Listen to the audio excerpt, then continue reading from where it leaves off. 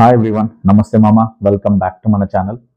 So మొత్తానికి Rashmika girl friend movie చూసాను మామ. సో యాజ్ అ ఫ్యాన్గా, రష్మిక ఫ్యాన్గా కాదు, యాజ్ అ కామన్ ఆడియన్గానే మూవీ గురించి మాట్లాడుకుందాం మన బాను టాక్స్లో.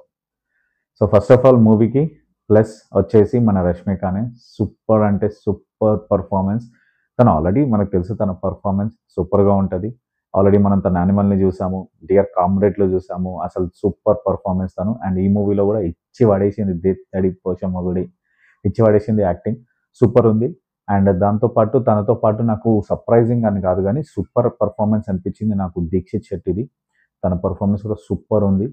తన ఆ రోల్కి 100% ఇచ్చాడు. కొన్ని చోట్ల అరే వీడు ఎవడరా బాబు, వీడేంట్రా ఇలా ఉన్నాడు అనే ఒక తెలియని మనకు ఒక ఫీల్ తీసుకొచ్చాడు. సూపర్ పర్ఫార్మెన్స్ ఇచ్చారు. ఆ టాక్సిక్ బిహేవియర్, మెంటాలిటీ ఎలా ఉంటుందో చాలా బాగా చూపించాడు. చాలా బాగా పర్ఫామ్ చేశాడు. అండ్ అను ఇమాన్యుయల్ కానీ, రావు రమేష్ కానీ వాళ్ళ క్యారెక్టర్స్ సూపర్గానే చేశారు. అండ్ మూవీ వచ్చేసి బాగుంది, ఐ మీన్ చూడొచ్చు. And coming to music, background music నాకు కొన్ని చోట్ల సూపర్ అనిపించింది. కొన్ని చోట్ల కొంచెం కొంచెం డిస్టర్బెన్స్ అనిపించింది. బట్ కొన్ని చోట్ల బాగుంది music. And director, I mean direction మాత్రం సూపర్గా ఉంది. అండ్ ఆల్రెడీ మనకు తెలుసు కదా, తను ఆల్రెడీ డైరెక్టర్ ఇంతకు ముందు కూడా చీలాసవ్ చేశారు కాబట్టి తనకు తెలుసు లేడీ ఓరియంటెడ్ ఎలా హ్యాండిల్ చేయాలో. సూపర్ హ్యాండిల్ చేశారు. సూపర్గా ఉంది movie. And coming to story, story వచ్చేసి నేను పెద్దగా రివీల్ చేయను, మనకు తెలిసిందే. నేను స్టోరీస్ ఎక్కువ చెప్పను. సో స్టోరీస్ వచ్చేసి మనం ఏదైతే ట్రైలర్లో చూపించారో వాళ్ళు, అదే స్టోరీ, నో చేంజ్. అండ్ మనం ఏదైతే ప్రిడిక్ట్ చేసాం ట్రైలర్ చూసి, అదే స్టోరీ. ఒక టాక్సిక్ రిలేషన్షిప్లో ఒక ఇన్నోసెంట్ అమ్మాయి ఉంటే తను ఎలా సఫర్ అవుతుంది, తను ఎలా బయటికి రావాలని ట్రై చేస్తుంది, తనతో జరిగే ఇష్యూస్ ఏంటి, ఇన్సిడెంట్స్ ఏంటి అనేది బేస్ చేసుకొని చేశారు.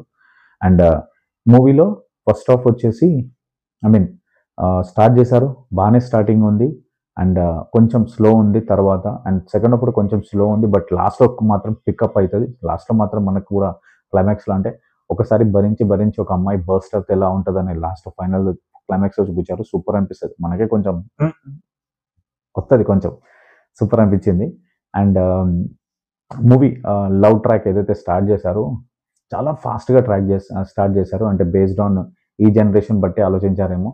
అంటే ఈ జనరేషన్లో కొంచెం రిలేషన్స్ అనేది ఫాస్ట్గానే స్టార్ట్ అవుతున్నాయి కదా, అంటే ఏంటి అనేది ఒక టైం టేకింగ్ లేదు.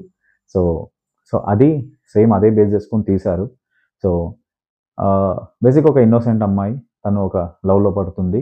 లవ్లో పడిన తర్వాత ఆ బాయ్ ఫ్రెండ్ ఉన్న బిహేవియర్ ఏంటి అవన్నీ తెలుసుకొని తర్వాత ఎలా సఫర్ అవుతుంది అనేది.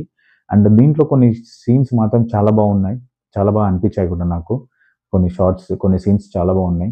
అండ్ వన్ ఆఫ్ ద ఒక షార్ట్లో వచ్చేసి, ఐ మీన్ ఒక సీన్లో వచ్చేసి, అంటే హీరో క్యారెక్టర్ ఏంది అనేది క్లారిటీ రివీల్ చేశాడు.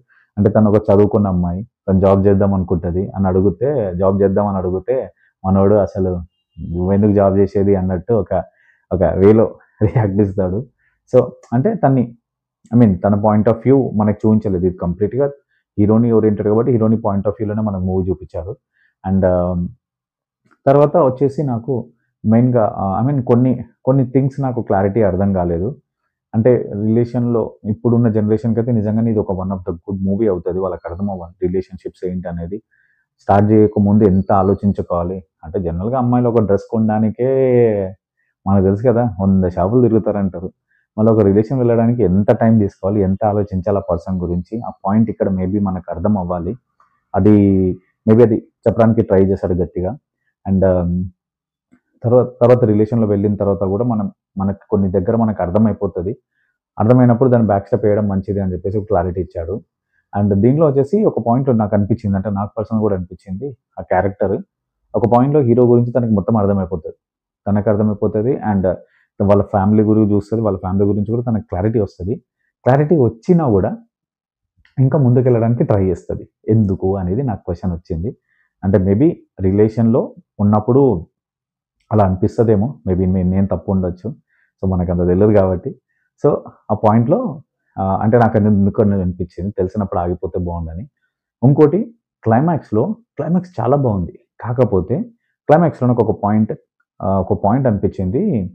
అంటే తను వన్ ఆఫ్ ద రీజన్ చెప్తుంది, ఎందుకు బ్రేకప్ చేసుకుంటున్నావు అన్న ఒక పాయింట్ మీద తను ఒక పాయింట్ ఏం చెప్తుందంటే, నువ్వు బ్యాక్లాగ్స్ ఉన్నాయి నీకు, నేను అందుకే నేను బ్రేకప్ చేసుకుంటున్నా అని చెప్పేసి ఒక పాయింట్ చెప్తుంది. నాకు అక్కడ ఏమనిపించిందంటే బ్యాక్‌లాగ్స్ అనేది ఎందుకు ఆ పాయింట్ డైరెక్ట్‌గా వాడికి చెప్పొచ్చు కదా! నీ బిహేవియర్ నాకు నచ్చట్లేదురా బాబు. నాకు నీ టాక్సిక్ నచ్చట్లేదు. ఇదొద్దు నాకు ఈ రిలేషన్‌షిప్ అని చెప్పి అలా ముఖం మీద చెప్పేసి వెళ్ళిపోతే బావుంటది. అంటే ఎవరైనా మనం వద్దనుకున్నప్పుడు కుండ బద్దలు కొట్టేసి కుల్లం కుల్లా చెప్పేస్తే సరిపోతది కదా! అని నాకనిపించింది. బట్ తను ఇలా చెప్పగడం అంటే ఒకవేళ వాడు బ్యాక్‌లాగ్స్ అన్ని క్లియర్ చేస్తే ఆ టాక్సిక్ రిలేషన్‌షిప్ నీకు ఓకేనా? అనిపిస్తది కదా! ఆ క్వెషన్ నాకొచ్చింది. సో, అది. బట్ బావుంది మూవీ. ఆ క్లైమాక్స్ అనేది బానే డిజైన్ చేసుకున్నారు వాళ్ళు. ఈ పాయింట్ నాకనిపించింది. ఇది కూడా పెడితే బావుండనిపించింది. అంతకు మించి పెద్ద ఫ్లాస్ ఏమి అనిపియలేదు. కొంచెం స్లో ఉంది. కొన్ని చోట్ల స్లో అనిపిస్తది. బట్ ఓవరాల్‌గా మూవీ అయితే మనం చూడొచ్చు. చూడదగ్గ మూవీయే. సో, అది మామ నాకైతే అలా అనిపించింది మూవీ. సో, మీకెలా అనిపించిందో మూవీ? మీరు గనక చూస్తే కింద కామెంట్స్‌లో చెప్పండి. అలానే మామ కొంచెం ఛానెల్‌ని ఎంకరేజ్ చేయండి మామ. మన గురించే గదా ఇది. కొంచెం ఎంకరేజ్ చేయండి. సో, కొంచెం ఆ లైకు, ఆ సబ్స్క్రిప్షన్ చేసేయండి మామ. సబ్స్క్రైబ్ చేసేసేయండి అలానే ఛానెల్‌ని. సో, సో అది మామ. సో, ఈరోజు మన గర్ల్ ఫ్రెండ్ మూవీ గురించి. సో, మళ్ళీ ఇంకో మూవీ రివ్యూతో మళ్ళీ వద్దాం. Till the time this is Bhanu signing off. Bye.